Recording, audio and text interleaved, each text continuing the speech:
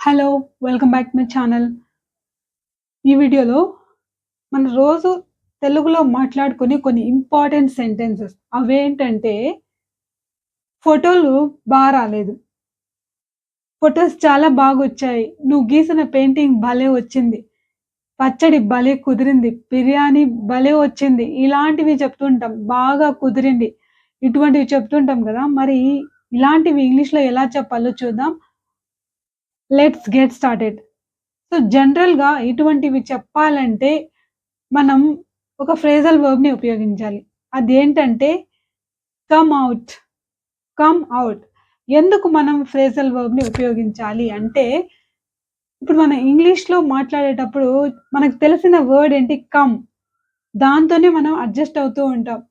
It didn't come, it didn't come well ఇలా చెప్తూ ఉంటాం గదా!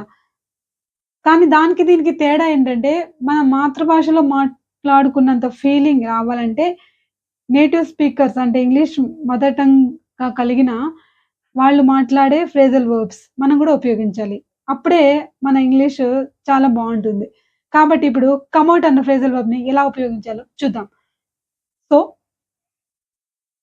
జనరల్‌గా దీన్ని మనం ఇంకో రకంగా గూడా ఉపయోగించొచ్చు. ఎగ్జాంపుల్‌కి would you like to come out with me some time? Would you like to come out with me some time? ఎప్పుడైనా నాతో బయటికి రావడానికి ఇష్టపడతావా? సమ్ టైమ్ అంటే ఇక్కడ ఏంటంటే ఎప్పుడైనా అని. So, would you like to come out for a drink some time? ఏదైనా జ్యూస్ తాగడానికి బయటికెళ్దాం వస్తావా? అంటే ఎప్పుడైనా నీకు కుదిరినప్పుడు అని.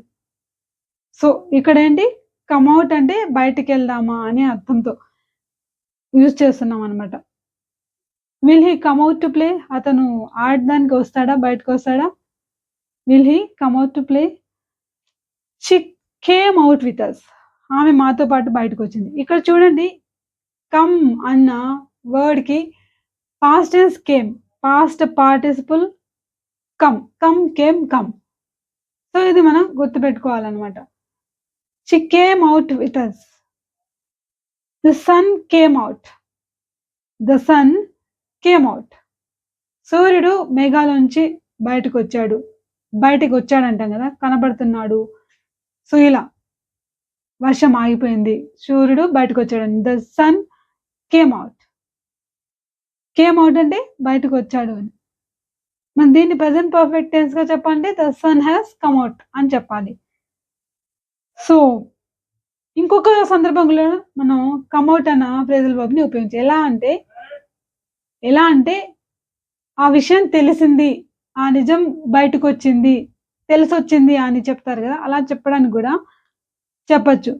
After her death it came out that she was not his wife. ఆమె చనిపోయిన తర్వాత ఇట్ కేమ్ ఔట్ అంటే ఇక్కడేంటి తెలిసింది. ఏం తెలిసింది? ఇట్ కేమ్ ఔట్ అంటే బయటకొచ్చింది ఆ విషయం అని. Came out that she was not his wife. ఆమె అతని వైఫ్ కాదని. సో, ఇలా గూడా మనం అంటే ఆ విషయం బయటకొచ్చిందని చెప్పేటప్పుడు గూడా ఇట్ కేమ్ ఔట్ థట్ అని చెప్పి ఆ విషయం ఏంటో మనం చెప్పొచ్చన్నమాట. The results will come out soon. ఫలితాలు త్వరలో వస్తాయి. అంటే వస్తాయని. That movie is coming out soon. ఆ మూవీ గూడా త్వరలో బయటకొస్తుంది. అంటే ఏదైనా పుస్తకం కావచ్చు, పలానా నావెల్ కావచ్చు, లేకపోతే మూవీ కావచ్చు, ఏదైనా కావచ్చు విడుదలవుతుంది, వస్తుంది అంటే మార్కెట్‌లోకొస్తుందని చెప్పేటప్పుడు గూడా మనం కమ్ ఔట్ అన్న ఫ్రేజల్ వర్బ్‌ని ఉపయోగించొచ్చు. జనరల్‌గా మనం అంటూ ఉంటాం. ఈ మరక పోతుందా? లేకపోతే మరకొస్తుందా? అంటే ఈ డ్రెస్ నుంచి వచ్చేస్తుందా? అంటే పోతుందా అని చెప్పడానికి ఎలా చెప్తామంటే కమ్ ఔట్‌ని ఉపయోగించి చెప్తామన్నట్టు. ఎగ్జాంపుల్‌కి the stain has come out వచ్చేసింది విత్ దిస్ సోప్. ఈ సోప్‌తో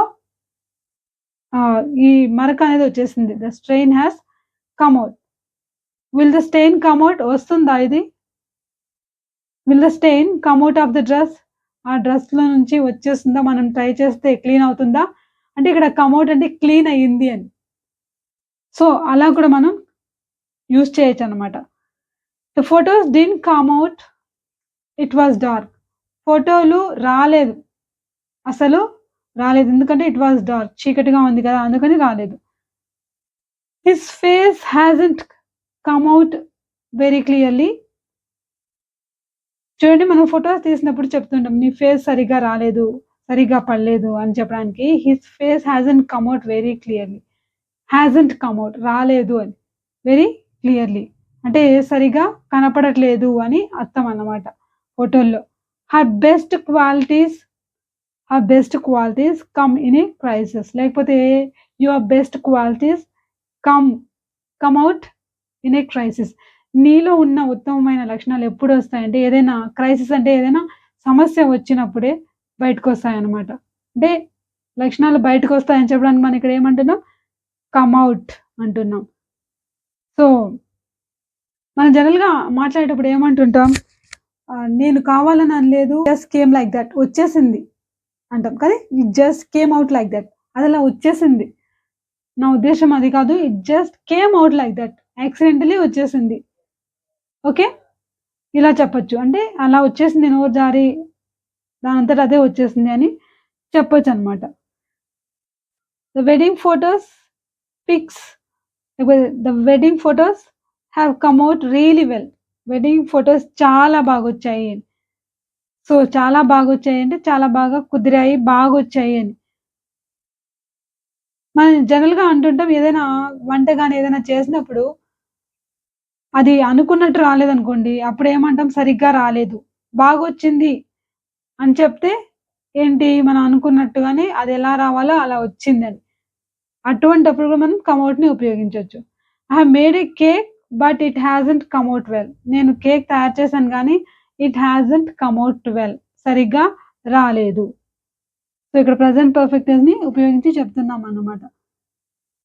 so, that didn't come out the way I meant it to.